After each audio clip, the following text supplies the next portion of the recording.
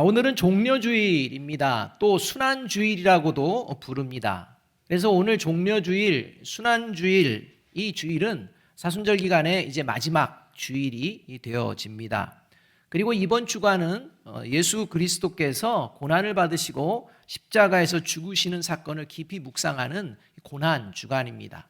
그래서 우리 교회는 이 고난 주간을 맞아서 평소에는 삶의 자리에서 각자가 말씀과 기도로 하루를 시작했다면 이 고난주간만큼은 이 전 교인이 예배당에 함께 모여서 하나님의 말씀과 기도로 하루를 시작하는 이러한 주간이 되어졌으면 좋겠습니다. 그래서 전 교인 새벽 기도회를 진행합니다. 모두 참여해 주시기를 간절히 소망합니다. 네. 오늘 종려주일과 고난주일을 맞이하며 먼저 이 깊이 묵상할 말씀 중 하나가 오늘 본문의 말씀이라고 할 수 있습니다. 왜냐하면 오늘 본문의 내용은 예수님의 죽으심과 예수님을 죽이는 자들과 관련된 본문이기 때문입니다. 예수님께서 공생애를 사실 때 눈물을 3번 흘리십니다. 눈물을 아마 그 전에도 많이 흘리셨을 수도 있는데 성경에서 예수님이 눈물을 흘리셨다라는 기록이 3번 나오는데 이 3번이 어디에 집중이 되어 있느냐? 마지막 예루살렘에 입성할 때 1번, 그 다음에 입성하고 나서 그 2번이 기록되어 있습니다. 그러니까 이 종려주일을 향하여 나오는 예수님의 마음은 눈물바다였다라고 할 수가 있다는 것입니다. 왜입니까? 하나님의 아들을 죽이려는 이러한 존재들이 버티고 있기 때문입니다. 오늘 저와 여러분이 이 본문의 말씀을 통해 저와 여러분은 어떤 존재인지를 깊이 돌아보아야 합니다. 오늘 우리가 읽은 본문은 예수님께서 예루살렘 성전에서 대제사장들을 비롯한 유대 종교 지도자들을 향해 비유로 말씀하신 내용으로 시작이 됩니다. 예수님이 말씀하신 비유의 내용은 간략하게 이러합니다.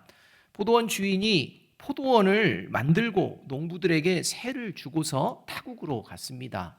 그리고 타국에 있는 이 포도원 주인이 종들을 이 포도원으로 보내서 그 소출의 일부를 이제 받으려고 종들을 보냈습니다.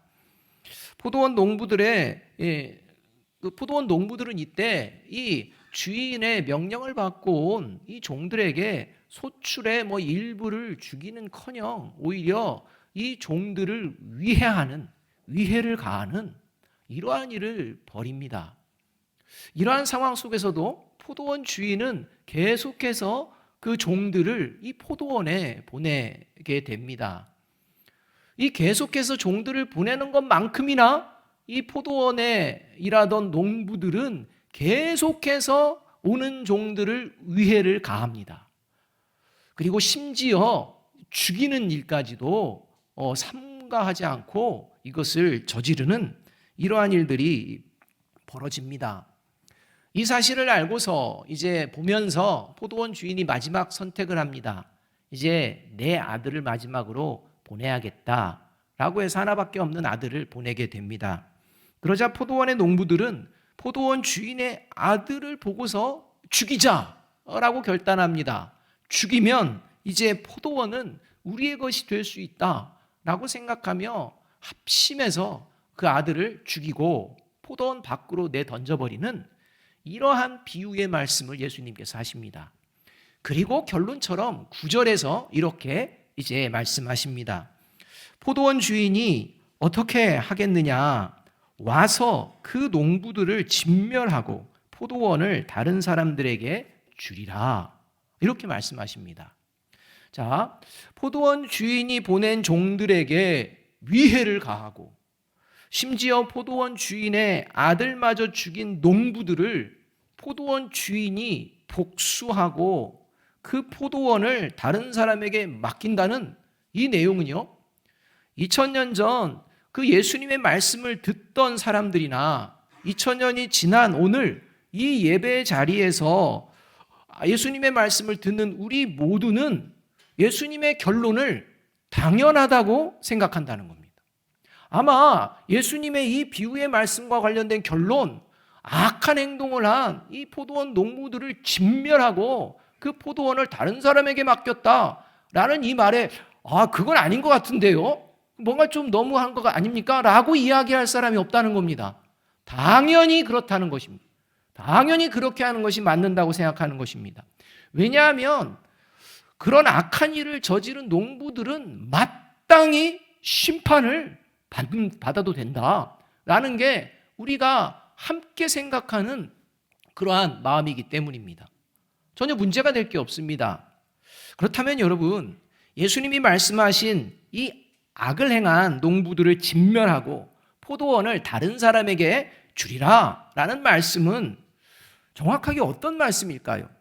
이 말씀은 우리가 흔히 생각하는 착하게 살아야지 악하게 살면 안 되지, 악한 자들은 반드시 벌을 받아야 돼 라는 권성징악과 관련된 이러한 도덕적 윤리적인 차원의 말씀일까요? 그게 아니라는 겁니다. 그냥 단순히 착하게 살아야 돼, 악한 행동을 하면 심판받는 거지, 이거 얘기해 주려고 이 포도원 비유를 이야기한 게 아니라는 것입니다.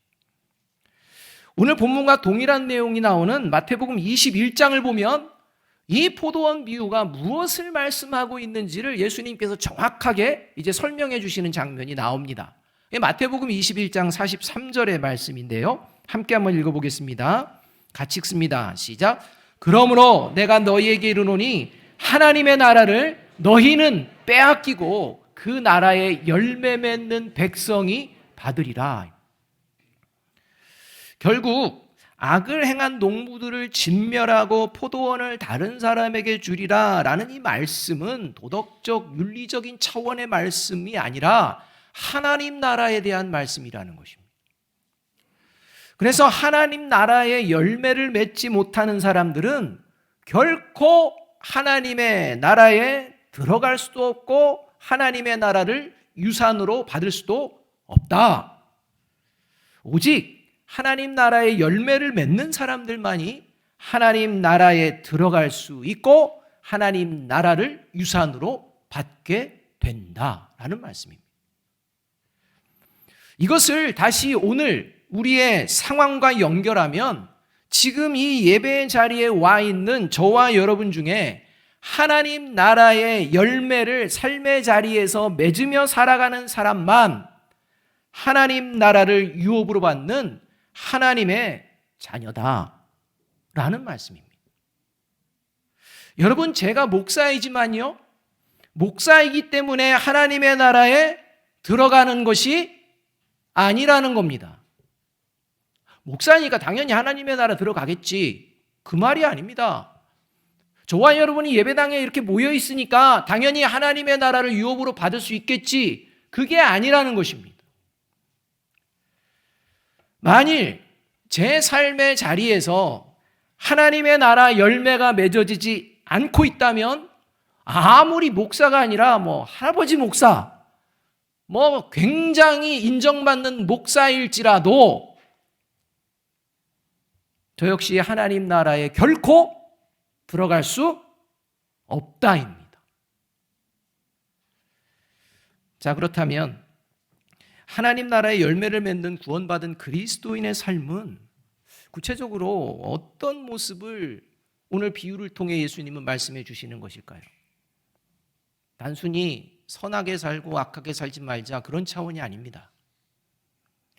여러분, 오늘은 본문을 통해, 비유를 통해 예수님은 하나님 나라의 열매를 맺는 구원받는 그리스도인은 어떤 삶을 사는지 가르쳐주고 계십니다. 첫째로, 하나님 나라의 열매를 맺는 구원받은 그리스도인은 하나님이 나의 주인이심을 항상 인정하고 고백하며 살아갑니다.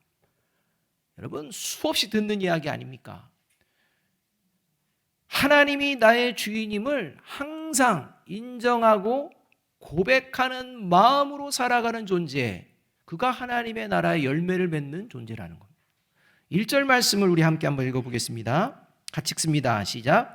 예수께서 비유로 그들에게 말씀하시되 한 사람이 포도원을 만들어 산 울타리로 두르고 즙자는 틀을 만들고 망대를 지어서 농부들에게 새로 주고 타국에 갔더니, 자, 1절 말씀에 의하면 포도원을 만든 사람은 몇 사람입니까? 한 사람이라고 나오지 않습니까? 농부들이 포도원을 만든 게 아닙니다. 뭐 두세 사람이 모여가지고 만든 게 아닙니다. 이 포도원을 만든 포도원 주인은 오직 한 분. 포도를 수확하고 포도를 거둘 수 있고 그것을 음식으로 만들 수 있는, 그리고 그것을 상품으로 팔 수 있는 모든 것들을 누가 준비한 것입니까? 포도원 주인이 준비한 겁니다. 농부들이 포도원을 만들기 위해 한 일은 있습니까? 없습니까? 없습니다. 그냥 만들어진 포도원에 들어가서 이제 그냥 포도의 결실을 가지고 살아가면 됩니다. 포도원 주인은 농부들이 포도 농사를 지으며 먹고 살 수 있도록 포도원을 잘 만들고 그리고 그들을 초청하고 임대해 준 것입니다. 그런데 농부들은 포도원 주인이 보낸 종들에게 계속해서 위해를 가하고 결국에는 포도원 주인의 아들마저 죽입니다. 그리고 그 이유가 어디에 있었는지 7절에서 이제 밝히 드러나게 됩니다. 이렇게 말씀에 기록됩니다. 그 농부들이 서로 말하되 이는 상속자니 자 죽이자. 그러면 그 유산이 우리 것이 되리라 하고.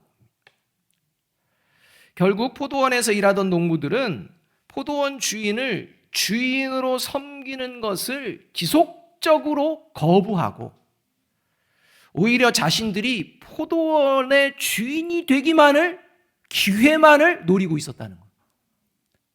그러니까 포도원 주인이 종들을 보냈을 때부터 우리 포도원의 주인은 그 사람이 아니야 라는 그 마음으로 종들에게 위해를 가하는 겁니다. 그리고 결국 그 포도원을 유산으로 받을 수 있는 아들이 오자마자 죽이면 이제 이건 우리 것이다 라고 하고 그 속내를 완전히 드러내는 이런 장면을 볼 수가 있다는 것입니다. 포도원의 농부들이 악행을 저지른 이유, 그것은 그 농부들의 마음 속에 있었다는 것입니다. 그 마음이 어떤 마음이냐? 하나님을 주인으로 모시기를 거부하는 마음입니다. 따라서 오늘 예수님께서는 이 비유를 통해 저와 여러분의 마음 가운데에 누가 주인인지 살펴보아야 한다 말씀합니다. 하나님을 주인으로 모신 자만이 하나님 나라의 열매 맺는 구원받은 그리스도인이다 말씀해주고 계십니다. 예배당에 있느냐가 중요한 게 아닙니다. 하나님을 주인으로 모시고 있느냐가 중요하다는 것입니다. 여러분, 저와 여러분의 주인은 누구입니까? 바라기는 하나님이 저와 여러분의 주인이심을 예배당에 와서만 이야기하는 것이 아니라 삶의 모든 자리에서 하나님이 나의 주인이십니다 인정하고 고백하며 살아내는 저와 여러분이 되시기를 주님의 이름으로 축복합니다. 둘째로, 하나님 나라의 열매를 맺는 구원받은 그리스도인은 하나님이 나의 주인이시라는 것을 생각과 말로만 하는 게 아니라 삶에서 실제로 보여내며 살아간다. 하나님은 나의 주인이십니다. 저는 그렇게 생각합니다. 하나님은 나의 주인이십니다. 저는 그렇게 고백합니다. 생각과 말로만이 아니라 그 생각과 말이 삶에 적용이 되고 실제로 하나님이 주인 되심을 보여낸다는 것입니다. 2절 말씀 함께 한번 읽어보겠습니다. 시작. 때가 이르매 농부들에게 포도원 소출 얼마를 받으려고 한 종을 보내니. 이 말씀에 의하면 타국에 있던 포도원 주인이 농부들에게 이제 포도원에서 거둔 소출의 일부를 받기 위해서 종을 보냈다 이렇게 말합니다. 여러분, 왜 포도원 주인이 종들을 보내서 포도원의 소출의 일부를 받으려고 합니까? 그거 안 받으면 막 굶어 죽을 것 같아서 그럴 걸까요? 아닙니다. 이 포도원의 주인이 누구인지 늘 기억하라는 것입니다. 보이지 않는다고 주인이 없는 게 아닙니다. 그렇기 때문에 종들을 통해 그렇지, 우리 포도원 주인이 우리에게 이러한 자리를 주셨지, 그래서 우리가 살고 있지, 이 마음을 품으라는 겁니다. 이제 농부들은요, 그 마음이 있다면 포도원 주인이 보낸 종들에게 소출의 일부를 잘 챙겨서 드리는 것이 마땅합니다. 그러나 우리가 아까도 이야기 드렸지만 그 후의 내용을 보면 소출의 일부를 주인에게 주기는커녕 오히려 주인이 종을 보낼 때마다 그 종들에게 위해를 가하고 더 나아가 아들마저도 죽이고 포도원을 차지하는 모습을 볼 수가 있다는 것입니다. 여러분, 하나님이 나의 주인이심을 삶에서 실제로 보여내는 대표적이고도 실제적인 행동 중 하나가 있습니다. 그게 뭐냐면 헌금 생활입니다. 뭐라고요? 크게 한번 얘기해. 뭐라고요? 여러분, 헌금 생활 잘하고 계십니까? 제가 1년에 아마 헌금 얘기는 거의 안 하는데 오늘 딱 우리 교회 처음 왔는데 오자마자 헌금 얘기 들으면 이 교회도 헌금 얘기 안 해. 이럴 수 있는데요. 그러나 여러분, 헌금 이야기가 나와서 좀 귀에 거슬리는 분이 계실 수도 있는데 오해하지 마시고 귀를 기울이시고 잘 들으셨으면 합니다. 여러분, 제가 여러분들에게 헌금 많이 하고 계십니까? 라고 질문한 게 아닙니다.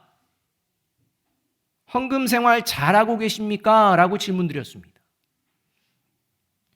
여러분, 하나님을 나의 주인으로 인정하고 고백하는 구원받은 그리스도인은 반드시 헌금 생활을 합니다. 왜냐하면 내가 살아갈 수 있는 것은 돈 때문이 아니라 하나님 때문임을 믿기 때문입니다. 그 믿음을요, 실제적으로 보여내는 행동이 헌금 생활입니다. 저는요, 헌금 생활을 잘 못해도요, 하나님을 잘 믿습니다. 라는 말은 거짓말입니다. 그 마음을 한번 깊이 들어가 보십시오. 과연 하나님을 주인으로 모시고 있는지.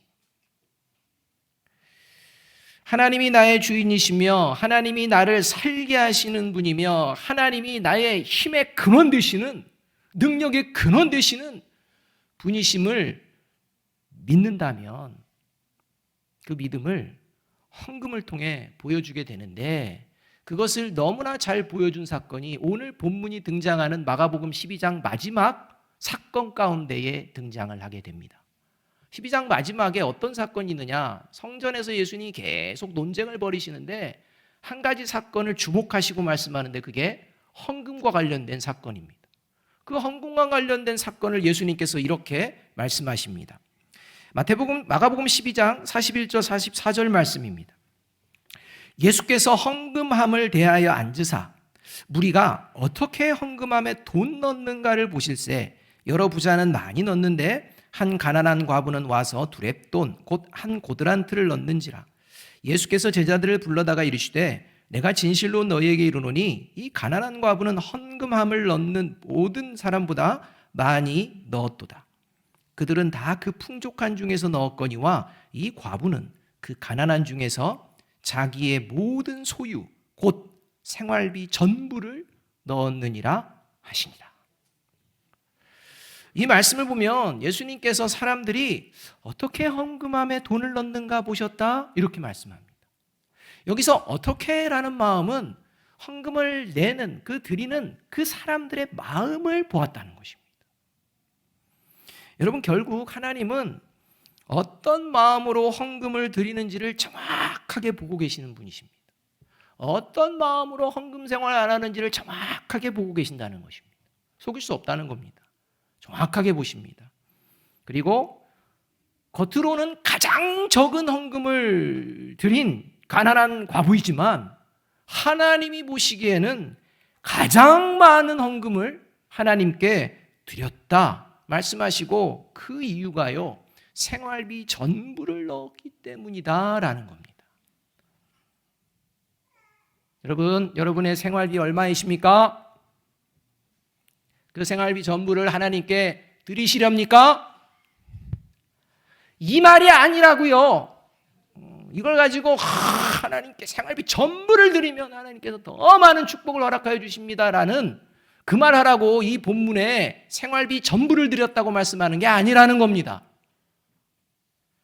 여기서 생활비 전부를 넣었다는 건 가난한 과부는 비록 가난하지만 남들이 가난하다고 손가락질할지라도 돈을 주인으로 섬기는 것이 아니라, 돈이 나를 먹여 살리는 것이 아니라, 내가 믿는, 내가 의지하는 하나님이 나의 주인이시고 그 하나님의 은혜로 내가 지금까지 살고 있습니다.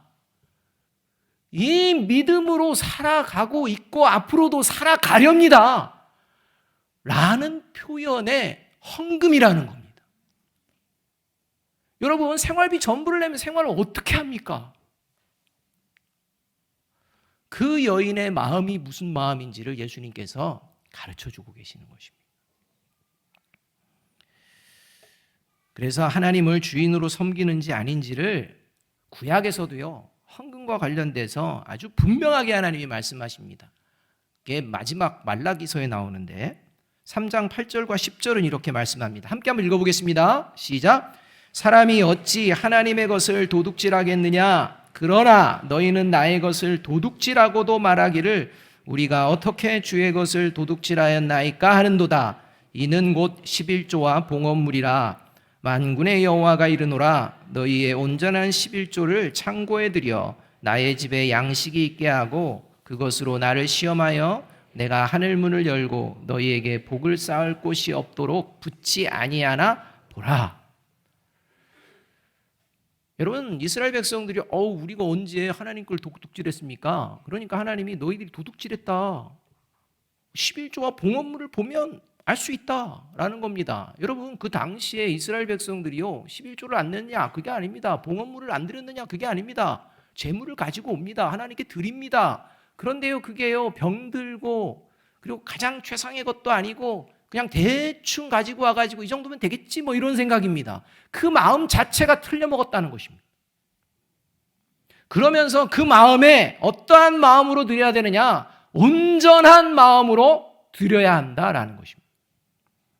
그래서 온전한 11조라는 이 말씀의 본질적인 의미는 소득의 10분의 1을 정확하게 하나님께 드려야 된다는 말씀이 아닙니다.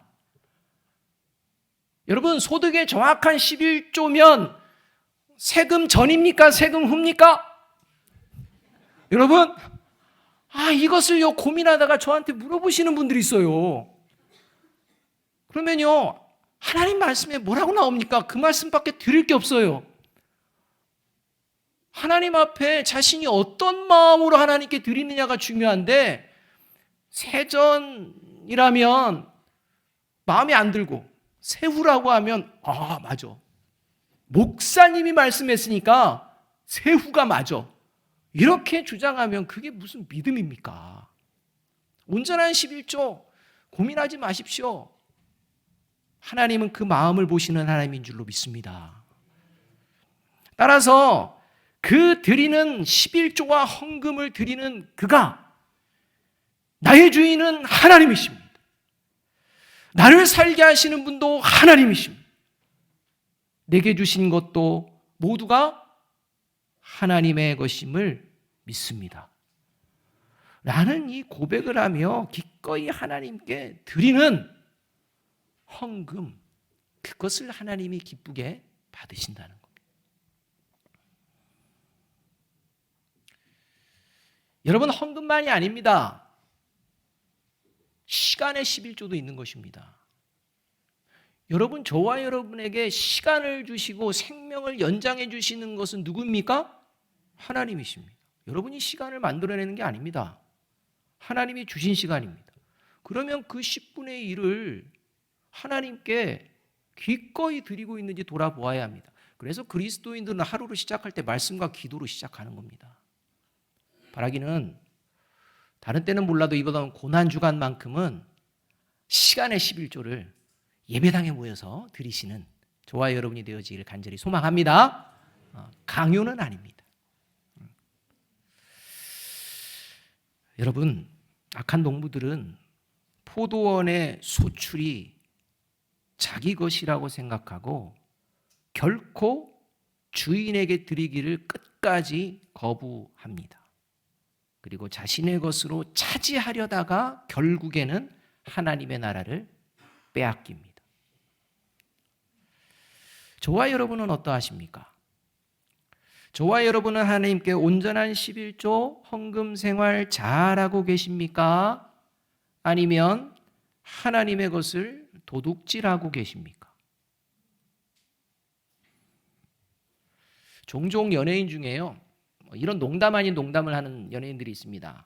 입금이 됐으니까 이제 뭔가 작업을 위해 내가 힘을 써서 몸을 만들어야겠다, 이런 얘기를 합니다. 입금이 안 되면 아무리 같이 작업을 하자고 해도 신경을 안 쓴다는 것입니다. 돈이 있어야 내가 뭔가를 하겠다는 것입니다. 여러분, 세상은 그렇습니다. 돈이 굉장히 중요하고 소중하고 어쩌면 살아갈 맛을 주는 것을 돈이라고 생각합니다. 여러분, 돈이 많으면 살아갈 맛이 날까요? 하나님을 믿으면, 하나님을 주인으로 보시면 살아갈 맛이 날까요? 여러분, 어떤 맛이 더 좋으십니까? 돈 맛이 좋으십니까? 하나님 맛이 좋으십니까? 바라기는 돈이 내가 살아갈 힘을 주는 것이 아니라 하나님이 나의 살아갈 힘과 능력을 공급하시는 분임을 믿고 헌금 생활을 잘 하시는 저와 여러분이 되기를 주님의 이름으로 축복합니다. 네. 여러분, 그러한 모습들을 스스로 돌아보라는 겁니다. 마지막 세 번째로, 하나님 나라의 열매를 맺는 구원받은 그리스도인은 하나님께서 기회 주시는 동안 회개하고 하나님의 자녀다운 삶을 다시 살아낸다는 겁니다. 12절 말씀 함께 한번 읽어봅니다. 같이 읽습니다. 시작. 그들이 예수의 이 비유가 자기들을 가리켜 말씀하신 줄을 알고 잡고자 하되 무리를 두려워하여 예수를 두고 가니라. 여러분, 이 말씀이 굉장히 무섭고 두려운 말씀입니다. 왜냐하면 이 말씀에 의하면 예수님의 말씀을 들은 유대 종교 지도자들이 처음엔 들으면서 그런 악한 농부들이 어디 있겠어 이렇게 생각했는데, 예수님의 말씀을 쭉 듣다 보니까 그 악한 농부가 누구인 줄 알았다는 거예요? 자기들인 줄 알았다는 거예요. 몰랐다는 게 아니에요. 자기들이 그런 악한 농부라고 지금 예수님이 이야기하고 있구나라고 알았습니다. 문제는 알고서 회개하지 않습니다. 그리고 오히려 예수님을 잡으려고 합니다. 그런데 상황이 여의치 않자 일단은 그만뒀다가 결국 그 주간에 예수님을 십자가에 죽이는, 예수님의 비유에 등장한 그 악한 농부의 역할을 그대로 하게 되는 것을 볼 수가 있다는 것입니다. 여러분, 자신들이 그런 죄 가운데에 있다고 생각하면, 그리고 알았다면, 여러분, 그러면 안 되지, 이게 맞아야 되는데 그게 아니라 그 악한 농부처럼 행동해버리는 겁니다. 회개가 없습니다. 여러분, 같은 하나님의 말씀을 들어도 듣고 깨닫고 회개하며 하나님의 자녀로 다시 삶을 살아내려고 하는 이런 사람이 있는가 하면, 같은 하나님의 말씀을 듣고 아는 것 같지만 끝까지 회개하지 않고 자기 고집대로 살아가는 사람도 있습니다. 오늘 성찬식이 있는데 성찬에 참여할 때 그냥 단지 습관처럼 먹고 마시는 사람이 있을 수 있습니다. 또 하나님의 자녀로 어찌하든 바르게 살아내고자 자기 자신을 살펴보며 간절한 마음으로 먹고 마시는 사람도 있을 수 있습니다. 둘로 나뉜다는 겁니다. 바라기는 끝까지 회개하지 않음으로 하나님의 나라를 빼앗기는 이런 어리석은 유대 종교 지도자들의 모습이 아니라, 하나님을 나의 주인으로 모시며 하나님 나라의 열매를 맺고 하나님의 나라를 유업으로 받기에 합당한 존재로 새롭게 되어지는 저와 여러분 모두가 되시기를 주님의 이름으로 축복합니다. 우리 마지막으로 누가복음 16장 13절 말씀 함께 한번 읽어봅니다. 같이 읽습니다. 시작. 집 하인이 두 주인을 섬길 수 없나니 혹 이를 미워하고 저를 사랑하거나 혹 이를 중히 여기고 저를 경히 여길 것임이니라. 너희는 하나님과 재물을 겸하여 섬길 수 없느니라. 어느 순간에도 하나님만이 나의 주인이심을 늘 고백하며 하나님께 기쁨이 되어드리는 저와 여러분이 되기를 주님의 이름으로 축원합니다. 기도하겠습니다.